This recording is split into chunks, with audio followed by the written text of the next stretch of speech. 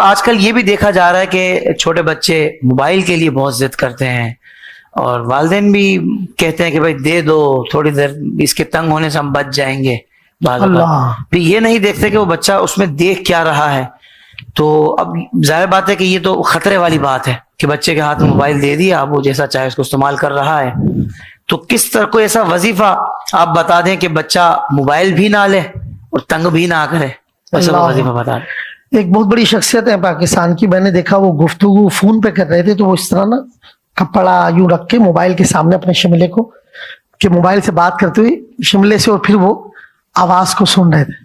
تو میں نے ان سے پوچھا حضرت یہ کیوں؟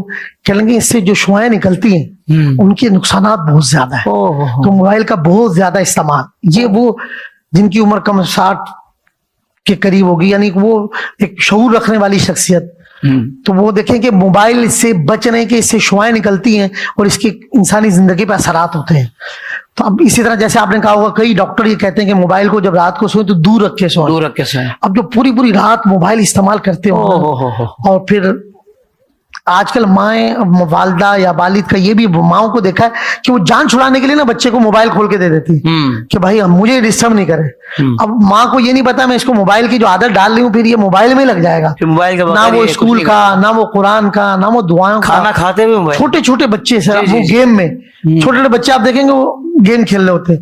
تو اب بچے سو کے اٹھتے موبائل مانگتے ہیں، اور خدا نہ خاصا حافظ صاحب ایسا دیکھا ہے کہ موبائل اگر گر جائے، گم ہو جائے، تو وہ بےچارے ایسا روتے ہیں کہ کبھی خوف خدا میں ایسا رونا ان کو نصیب نہیں ہوا ہوگا. یہ ایسا لگتا ہے ان کی زندگی ویران ہو گئی. تو ضرورت ہے موبائل استعمال کرنا، اور اچھا استعمال کرنا، یہ سعادت ہے، ضروری ہے. لیکن بچوں کو موبائل میں لگا دینا، وہ گیم کھیلتے رہیں، اور ہم جو ہے بچے کو موبائل میں لگا کے آپ نے اس کے ساتھ کتنی بڑی دشمنی کی ہے کہ آپ نے اس کو ایسا، یعنی کہ اس کا وقت برباد ہو گیا، اس کو ہلاکت میں ڈال دیا. پھر یہ بچے جو ہیں اگر موبائل نہ ملے تو ان کو چین ہی نہیں آتا. موبائل نہ ہوئی چوسنی ہو گئی، اللہ چوسنی نکل جاتی تھی تو بچے تھوڑی دیر رو پڑتے تھے کہ کہاں گئی وہ، پھر منہ میں ڈالو تو چپ ہو جاتے تھے. ہماری بدقسمتی ہے اس میں وقت کا ضیاع.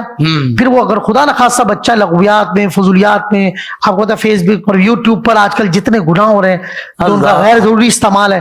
پھر آنکھوں کا زنا ہو رہا ہے، پھر دماغ مفلوج ہو گیا.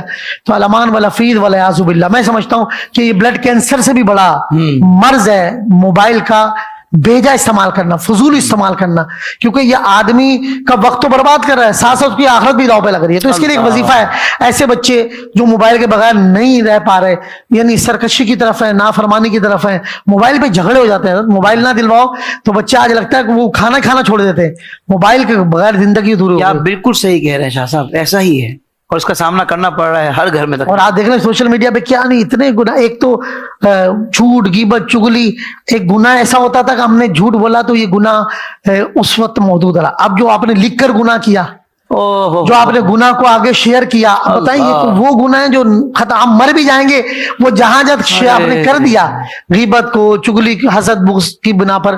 تو اس کے لیے ایک وظیفہ ہے کہ اپنی نسلوں کو فضول لغویات سے، اس کے بیجا استعمال سے بچائیں.